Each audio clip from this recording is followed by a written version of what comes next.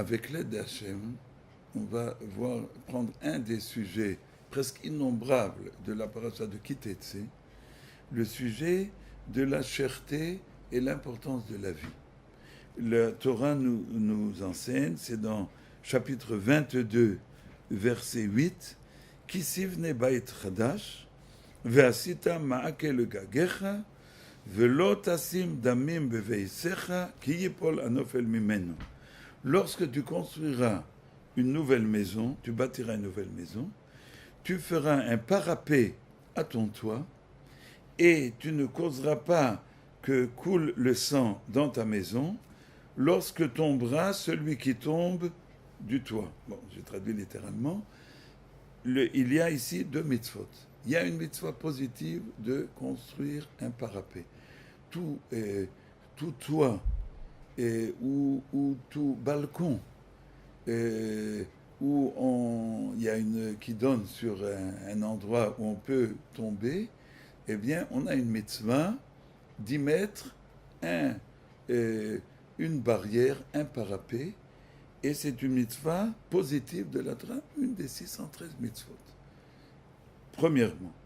Deuxièmement, on a un interdit, une mitzvah, un commandement négatif, lotasim damim beveitera. Comme dit la Gemara, il est interdit d'avoir chez soi, dans son domaine, ou de causer quelque chose qui soit un danger de vie. C'est un interdit de la Torah.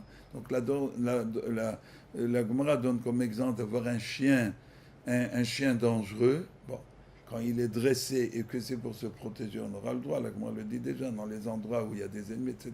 Mais de façon générale, alors le monde moderne, que Dieu nous pardonne, en Suisse, ils avaient fait un référendum. Ils ont voulu interdire les petits chiens là, qui déchiquetent les personnes et qui pullulent malheureusement. Et ils ont interdit leur parlement. Et le lendemain, toute la population, c'est la Suisse. Et c'est le monde moderne. Incroyable. Mais la Torah nous dit, il est interdit. Alors la Gemara donne un autre exemple. Une échelle dont les échelons sont fragiles, ne tiennent pas, il est interdit de par la Torah d'avoir une telle échelle à la maison. Pourquoi ? Parce que on est négligent, on dit bon, demain j'irai chez le quincaillier acheter une nouvelle échelle, et entre-temps, Khalil Avechas, quelqu'un peut monter et tomber et se fracasser les bancs, ou Khalila perdre la vie.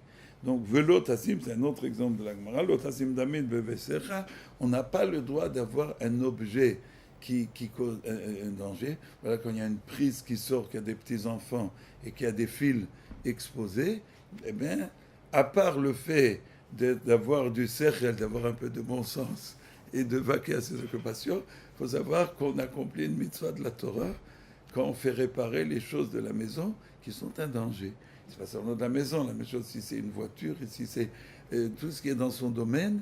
Donc, Velo tassim damin beveisera, vous voyez comme la Torah est merveilleuse, et elle est grande, et elle inclut tous les domaines de la vie. Il n'y a pas un domaine qui ne soit inclus dans la Torah. La suite du verset, qui dit Paul, car tombera au futur, c'est comme si c'était déjà indiqué qu'il allait tomber. Ne mets pas chez toi quelque chose de dangereux, parce que va tomber, comme si c'était indiqué qu'il allait déjà tomber. Rachel le rapporte, Hanofel, celui qui tombe, bien entendu, et puis il va tomber dans qui tombe. Il va tomber celui qui devait tomber, disait ça. Parce qu'en fin de compte, même si on est responsable, et il y a la responsabilité envers son prochain, tout vient de Hachem. Celui qui est tombé, qui s'est causé des contusions ou qui a trépassé, c'était prévu à l'avance, ça devait arriver. Pourquoi ? Parce que, comme dit la Gemara, lui-même il avait fauté dans cette vie, une vie antérieure. C'est extrêmement complexe, on n'a pas le puzzle de la création. Dieu est infini et nous on est infiniment petit, et on ne peut comprendre tout ce qui se passe, mais quand on est un homme honnête et qu'on réfléchit avec son monde intérieur et en son fort intérieur, on peut se rendre compte que tout ce qui nous arrive, on est relié au Créateur et qu'il y a une relation avec ce qu'on est. Et des fois, ce qu'on est, c'est pas seulement ce qu'on est dans cette vie, mais même si c'est d'une autre vie, c'est nous-mêmes. C'est une parenthèse. Et donc, il y a dans ce verset à la fois la responsabilité envers son prochain et en même temps l'énonce que, en fait, tout vient de la main de Hachem, que l'homme n'est jamais qu'un intermédiaire, mais que celui qui est la Emouna, il sait que tout provient de la main divine. Voilà. Ce sujet est extrêmement important, il est merveilleux. Il y a un autre verset dans la Torah, Nishmartem meod lenafshotechem, vous prendrez extrêmement garde de vos personnes, et les Chazal nous disent, on doit prendre extrêmement soin de sa santé et de ne pas se mettre en danger. Et extrêmement meod, les Chazal apprennent dans Choulin, d'autres endroits à Vodazara, que Chamira Sakanta Mi Isura, le danger est plus à prendre en compte que l'interdit. Et par exemple, un aliment interdit qui s'est mélangé à 60 fois plus d'aliments permis et qu'il n'y a plus le goût, et on parle que quand il y a 60 fois, il n'y a plus le goût que c'est mangé, on a le droit de le manger a priori. On n'a pas le droit de mélanger exprès, mais une fois que c'est mélangé. Le danger, la Gemara dit, même s'il y a 1/1000 de cas de danger, eh ben on ne doit pas.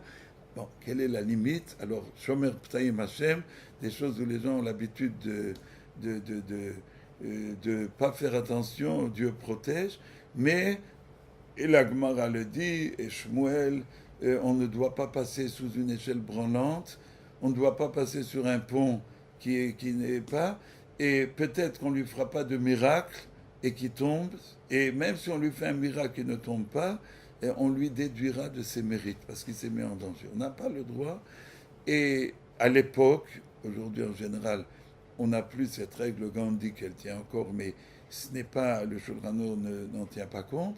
Et les serpents étaient fréquents dans tous les lieux habités, et des serpents qui buvaient d'un des 7 breuvages, indiquait l'huile, l'eau, le vin, etc., il les laissait son venin.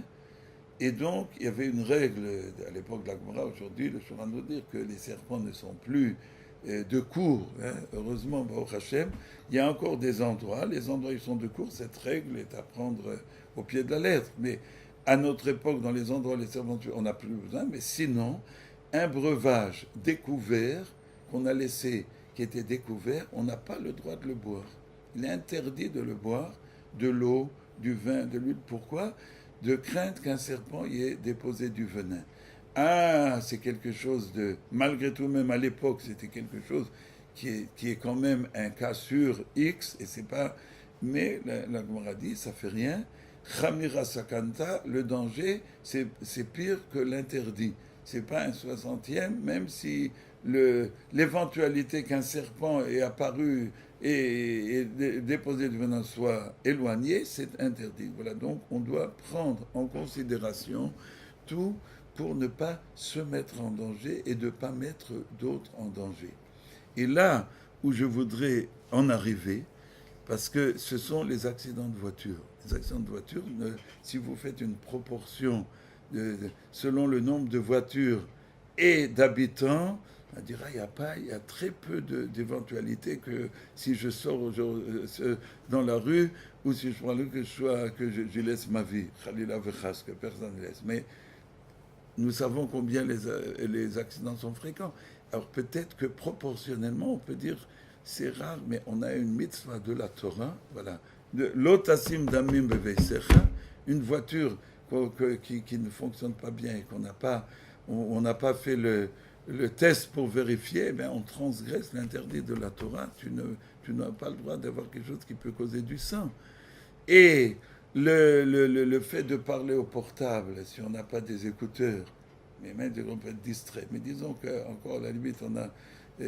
et que on parle au portable avec une main, on dit moi je suis un conducteur de hors pair, et le volant tourne hors pair, oui, mais quand il y a des tours, il y a des virages qui sont dangereux, ou quand il y a des je vais pas dire quoi derrière, des bolides et des gens qui sont dangereux eux-mêmes, pour ça que dans la prière qu'on dit, vous savez, quand on prend la route et qu'on quitte une ville, parce que tant que c'est une ville, ben, il y a une prière pour qu'on va en chemin. Alors c'est une boutade, mais dans la prière on dit sauve-nous de tous les accidents, des forces maléfices, des chayot raot et des bêtes sauvages. Ben, aujourd'hui il n'y a plus de bêtes sauvages. Oui, mais si on voit certains conducteurs, et on peut penser qu'il existe encore des bêtes sauvages. Donc, ce sujet est un sujet capital. Il était une fois, il y a 35 ans, à Mnebrak, il y a eu un rassemblement à ce sujet où Rav Wosner Zatzal a parlé et Rav Nissim Karelitz et Badel Chaim Tovim, et tous les deux ont énoncé dans leur discours, dans leur dracha, que pour un juif religieux, la première chose qui compte pour un juif religieux, c'est tenir compte du code de la route. Parce que les deux ont dit la même chose. Et Rav Wosner Zatzal a ajouté, il n'est plus de ce monde, mais il a ajouté, et il a dit, mon cœur me dit, voilà, je n'ai pas de preuve, mais mon cœur me dit que quand le Moshiach viendra, hein, qu'est-ce qu'on l'attend? Combien on l'attend? Et le monde va changer, le mal va disparaître, le bien va s'installer dans tous les domaines de la vie. Bon, que va faire le Moshiach? Il aura beaucoup à faire, hein? Un gros travail qui l'attend. Mais que sera la première chose? Qu'est-ce qu'il va faire? Rav Wosner a dit la chose suivante. Mon cœur me dit, c'est son cœur qui lui dit, que la première chose que va faire le Moshiach, c'est promulguer un code de la route plus strict à cause du danger. Voilà ce que son cœur lui a dit. Le Moshiach, il va enlever le mal avec un grand M du monde. Oui, mais le danger sur les routes aujourd'hui, c'est la chose primordiale pour un juif religieux qui est croyant.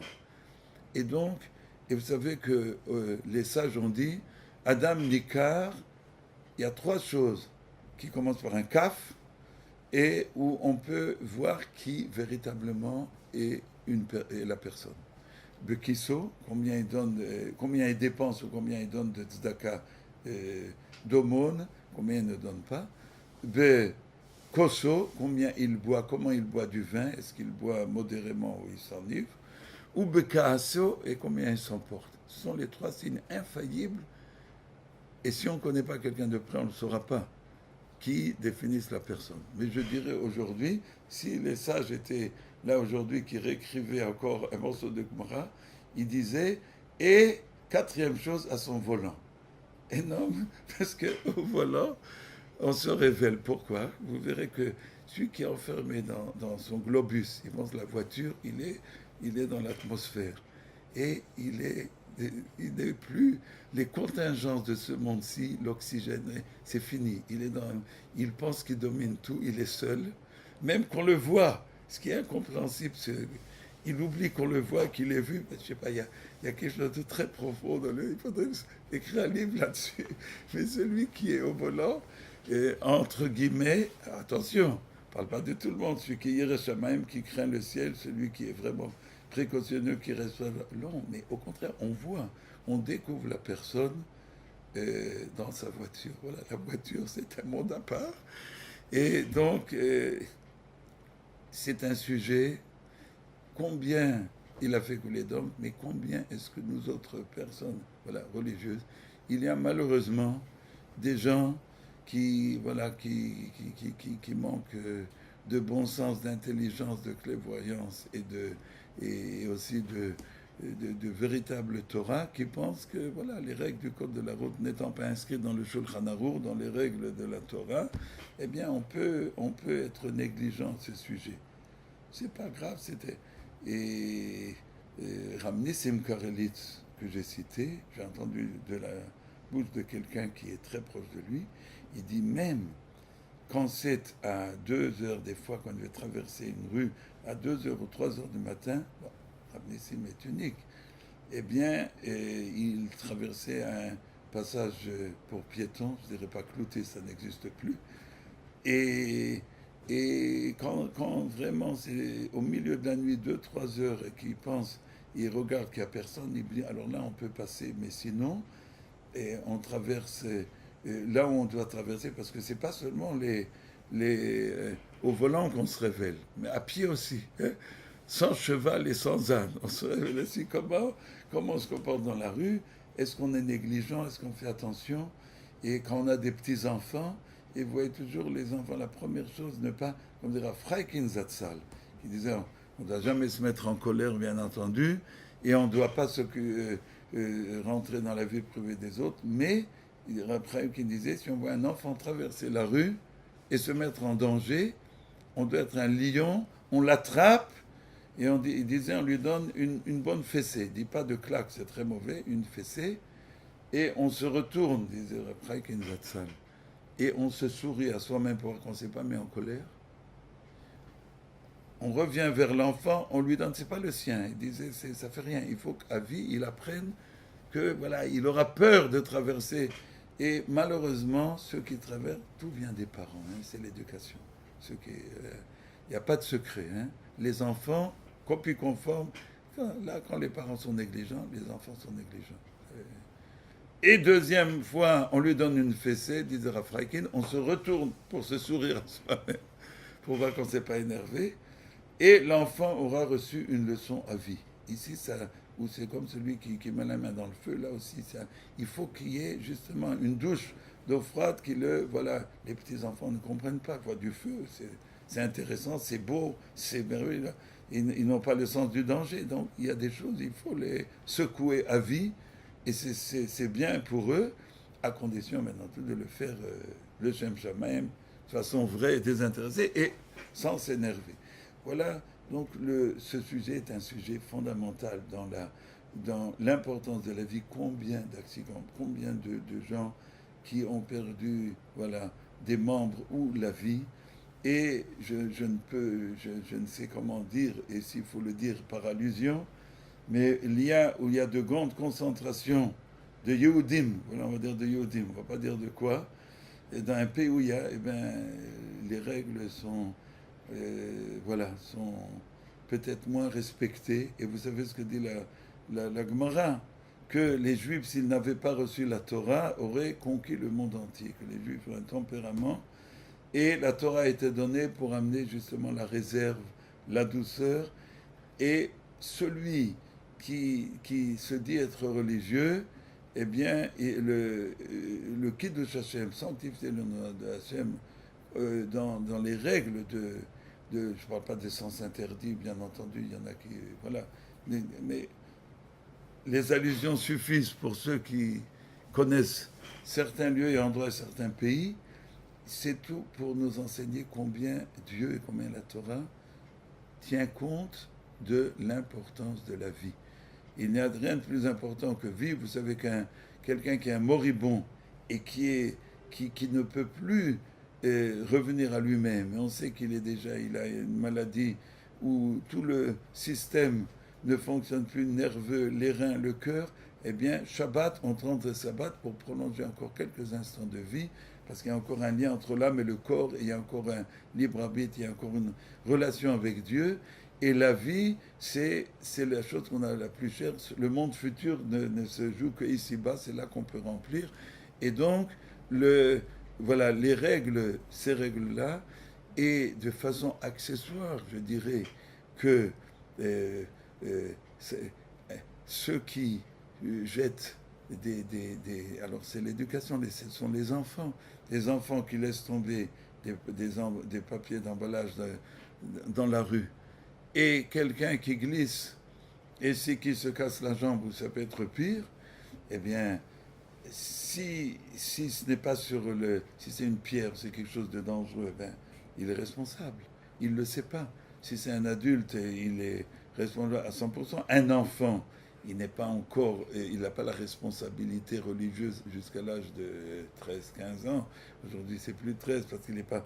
Mais, et il n'a pas parce qu'il n'a pas acheté sa route. Mais le rameau dit déjà qu'un enfant qui a causé un dommage, il est responsable par rapport au ciel dans une certaine mesure, et qu'il doit dédommager, lorsqu'il sera grand, il devra, le Rama rapporte déjà, dédommager. Et les enfants qui jettent négligemment des choses dans la rue, et qui laisse tomber. Alors, bien entendu, l'enfant, c'est le sosie du père, bien entendu.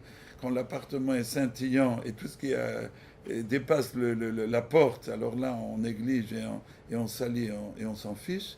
Euh, tel père, tel fils, telle mère, telle fille, bien entendu, tout dépend de l'éducation. Mais il faut savoir que ce sont des choses qui mettent en jeu le bien-être et la santé, des fois la vie d'autres personnes. Et donc, on a cette mitzvah extraordinaire qui, euh, qui, nous, euh, qui nous concerne tous. Alors, il y a, plus le monde matériel se développe, aujourd'hui, il y a ce nouvel instrument, je ne sais pas comment on dit en français, parce que je n'ai jamais été en France quand on a parlé de ça, mais j'appellerais ça un vélo électrique, je ne sais pas si c'est comme ça qu'on dit en français aujourd'hui, mais ces nouveaux vélos électriques qui sont un danger inimaginable. Alors dans le journal Amodia, j'avais vu qu'ils disent qu'en Israël, une personne sur trois a été accidentée, ou en tout cas a vu un accident avec vélo électrique. Et comment peut-on haïr son enfant? Il faut vraiment le haïr, mais le haïr à mort pour lui acheter un tel engin. Et il y a des parents qui haïssent leurs enfants. Bien entendu, ils haïssent eux-mêmes. Ça veut dire qu'ils n'ont aucun respect d'eux-mêmes, donc ils respectent pas leur propre vie. Pourquoi respecter celle de leurs enfants et d'autres personnes? Alors, je ne parle pas de ceux, je ne connais pas les règles en Europe. Ici en Israël, il n'y a aucune règle. Le gouvernement, tant de fois ils en ont parlé, ils ont parlé d'interdire sur les trottoirs. Pour l'instant, ils roulent sur les trottoirs comme des bolides. Et vous pouvez dire à Gomel, en rentrant à la maison, quand vous avez rencontré des adolescents, des jeunes qui ont... Et combien d'accidents, combien de morts à notre époque, alors je ne parle pas les motos, hein, c'est ma moto qui a dérapé, c'est un engin de mort. Si je ne suis pas ministre des, des ponts et chaussées, je ne sais pas aux autres, mais ça, j'aurais interdit, c'est un engin de mort avant d'être un engin d'utilité. Vous allez me dire qu'à Paris, on ne peut pas rouler sans ça. Je vous raconte une anecdote. À Bnei Brak aussi, on ne peut pas rouler. C'est une ville, vous savez, qu'entre deux, qu'y a-t-il entre deux immeubles à Bnei Brak? Un troisième. Et entre le troisième et le deuxième, un quatrième. Et il y a autant, je dis, le Havdil de Choul, qui a de café à Paris, et autant d'enfants qui a de chiens, mais encore beaucoup plus d'enfants.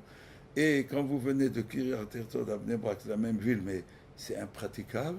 Donc mon fils m'a raconté qu'il a un ami qui était Abraham Kanievski, le fameux grand rave, et qui lui a dit, j'habite un bout, ça me prend 3/4 d'heure pour amener mes enfants le matin, pour aller à... Et je voudrais acheter une moto pour gagner du temps. Et alors après, il a entendu, il a dit, vous savez, c'est pas pour mon plaisir, hein, c'est vraiment pour le bien. Il lui a dit, achète un âne. Il a dit, mais Rav, je ne ris pas, je fais pour le bien. Achète un âne. Il a compris, donc il n'a pas acheté de moto. Et bon, je sais que vous allez prétendre, en tout cas celui qui a une moto, et je ne dis pas qu'on peut pas interdire ça dans le monde européen. En Israël, c'est pas les mêmes conditions. Mais il faut être précautionneux au maximum. Au maximum, la moto n'a aucun équilibre. Celui qui a un peu d'huile, un papier ou quoi, et qu'on est dans un tournant, je veux dire, la plupart des accidents proviennent des motos et des... Voilà, le vélo, c'est moins, mais les vélos électriques, c'est la chose la plus dangereuse qui existe sur Terre. Et c'est, à mon humble avis, alors je ne dis pas un adulte qui est extrêmement précautionneux, qui est vraiment... Bon, je ne veux pas dire que... Mais il n'y a même pas de permis de conduire pour ça. On le donne un connu. Je sais pas, on est dans un monde où on ne sait plus où on est. On ne sait plus où on est. C'est le laisser-aller et la négligence de la vie qui est l'antipode de ce que Hachem attend d'un juif.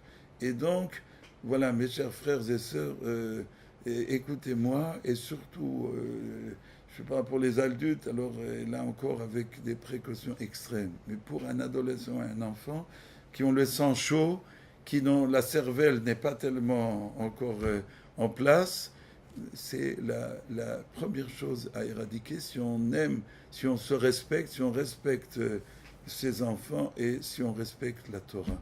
Donc nous voyons combien notre Torah, qui est unique, Baruch Hashem, Il n'y en a qu'une, c'est la Torah de Klal Israël, du peuple juif. On a ce bonheur de la voir.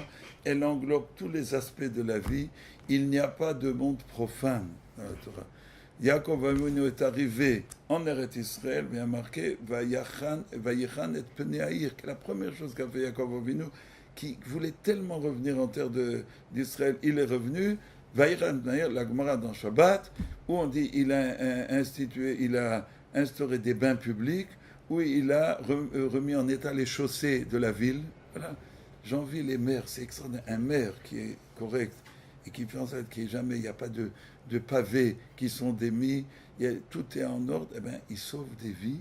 Et c'est la première mitzvah de la Torah. Il n'y a pas de profane dans la Torah. Yaakov Avinu, le géant de la Torah, la première chose qu'il a fait en Israël, il a établi tout ce qu'il faut pour que la ville soit une ville où il n'y a pas de danger et soit agréable. Eh bien, nous autres juifs, et juifs pratiquants, le premier Kiddush Hashem, c'est de faire attention, de ne pas être négligent, c'est le respect de Dieu, le respect de soi-même et le respect des autres, c'est en premier lieu le respect de la vie, et on va tous faire un effort et se renforcer dans ce sujet-là, qui est primordial, Ken Yiratzon Amen.